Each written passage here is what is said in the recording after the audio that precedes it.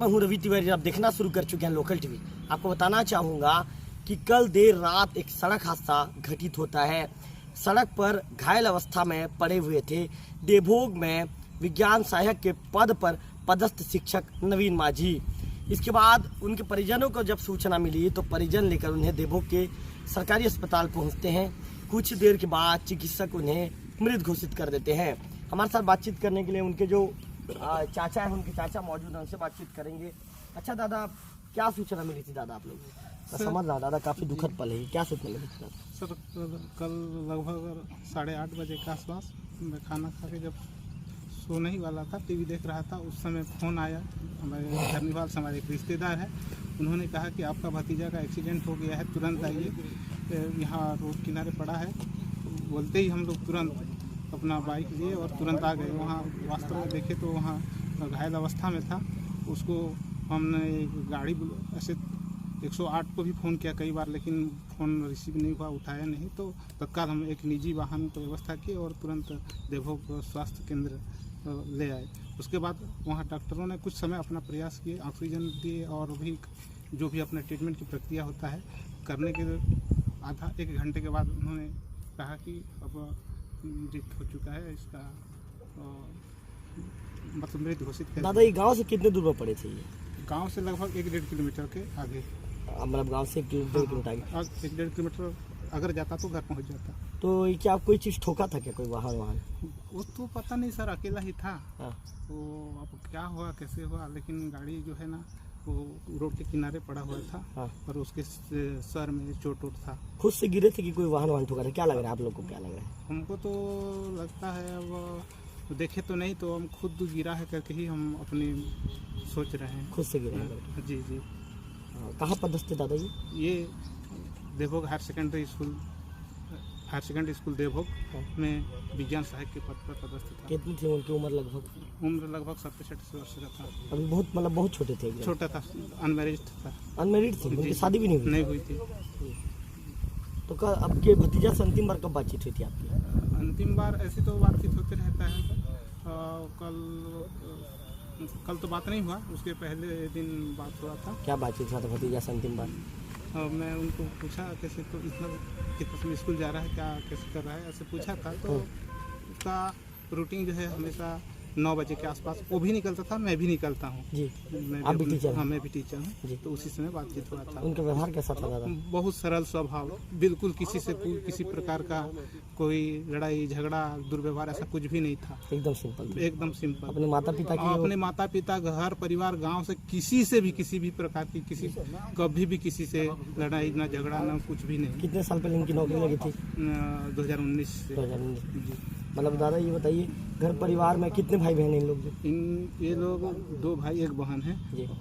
बस उतने ही। ये बड़े थे? नहीं, ये छोटा था। छोटे थे? हाँ जी। दोनों मतलब भाई बहन की शादी हो गई है? हाँ, शादी नहीं, बहन की ही शादी हुआ है, दोनों भाई शादी नहीं हुआ। उनके बड़े भाई क्या करते हैं? उनके बड़े भाई भी टीचर हैं। टीचर जी। चलिए दादा, तो कुल मिलाकर परिवार का एक दुखद घटना है। अच्छा ये बताइए, आप कहाँ के निवासी हैं? सीनापल्ली का निवासी है। जी जी। अच्छा कितने, मतलब उड़ीसा सीनापल्ली? नहीं, ये सीनापल्ली। कितने समय आपको सूचना मिली थी इस बात की? ये मेरे को 9 बजे सूचना मिला। हाँ।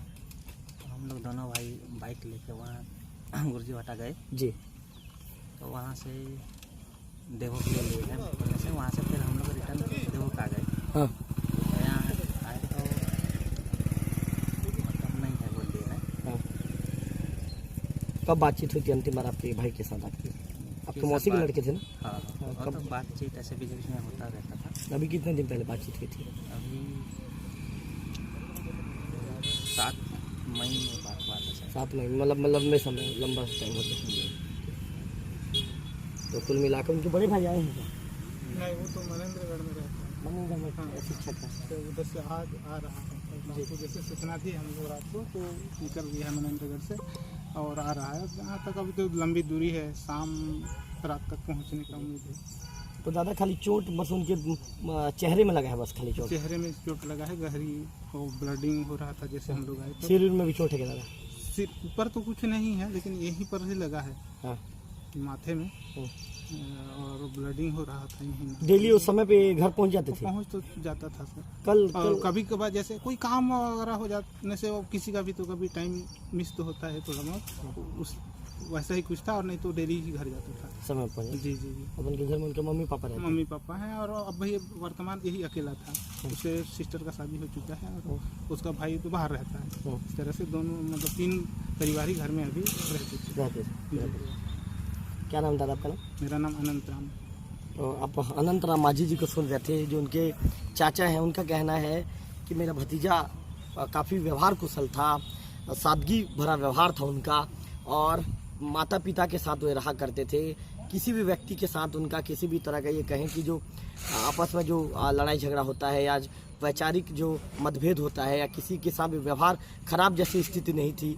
सभी लोगों के साथ उनका व्यवहार काफ़ी सौम्य और सरल व्यवहार था, और हमेशा लोगों के साथ जब भी मिलते थे बिल्कुल मुस्कुरा कर मिलते थे, एक जिंदा दिल इंसान की तरह मिलते थे। अनंत राम जी ने कहा कि देर रात उन्हें एक फ़ोन पे एक सूचना मिलती है कि आपके भतीजे का एक्सीडेंट हो गया है। जब इस सूचना मिलती है तो अनंत राम जी भागे भागे दौड़े दौड़े वहाँ से अपने घर से लगभग 1.5 किलोमीटर दूर जब घटनास्थल पर पहुँचते हैं तो देखते हैं कि चेहरे में कुछ जगह पर चोट लगा हुआ था और काफ़ी जो है ब्लीडिंग हो रही थी, वहाँ से खून भी बह रहा था।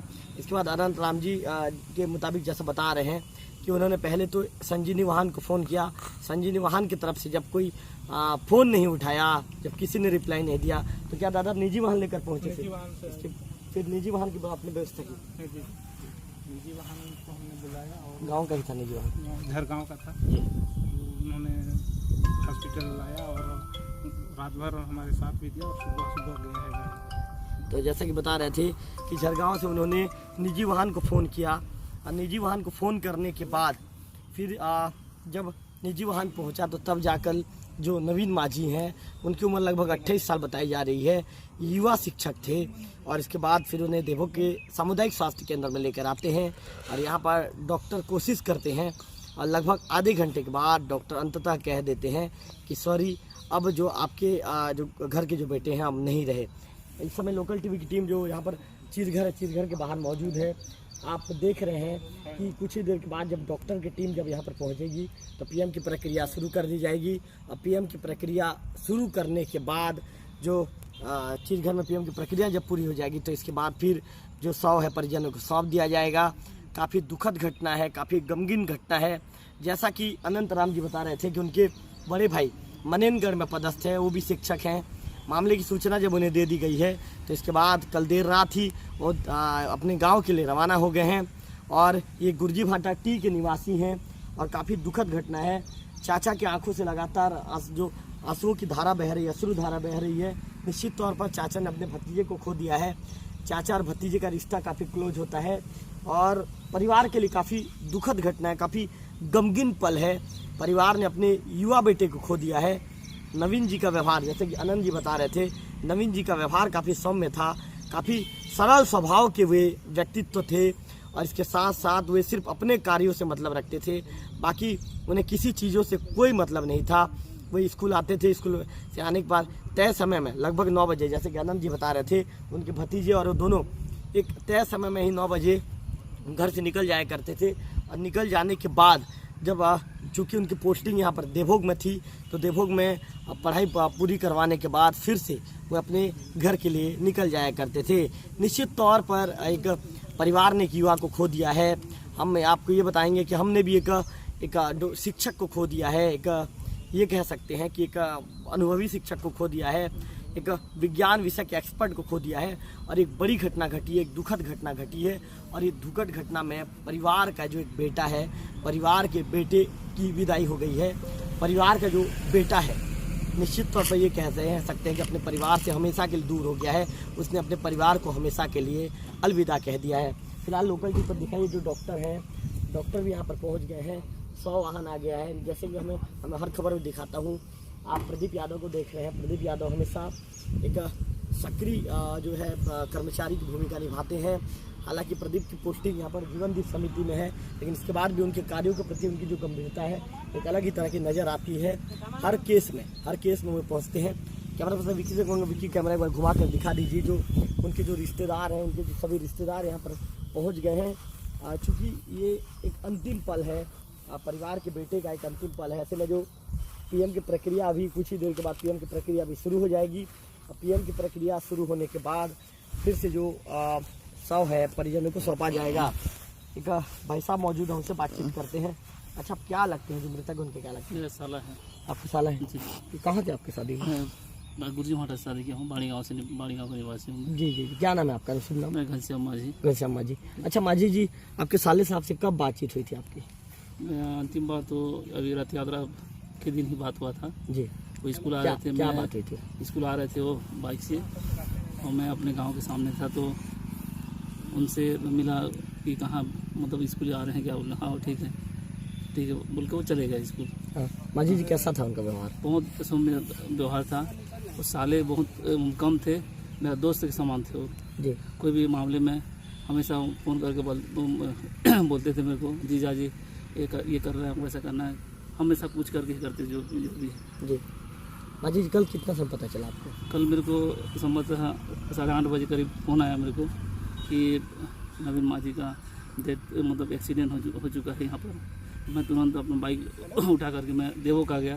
तब तक ये लोग अपने मतलब ये वाहन से हॉस्पिटल ला चुके थे, तब देखा मैं यहाँ। माझी जी, जैसा कि उनके चाचा बता रहे हैं कि 28 साल के थे जी। और 2019 में मतलब आज से 6 साल पहले उनकी नौकरी लग गई थी 22 साल की उम्र जी। में। तो माझी जी काफ़ी होनहार थी क्या पढ़ाई में? बहुत होनहार थे वो, जो सिलेक्शन हुए थे एग्ज़ाम सिस्टम से सिलेक्शन हुए थे, बहुत होनहार थे वो। जी एग्जाम सिस्टम से? जी जी, पढ़ाई लिखाई में भी एकदम बहुत अच्छे होनहार थे। थे। देवभोग में पोस्टिंग कब हुई थी, कितने साल पहले?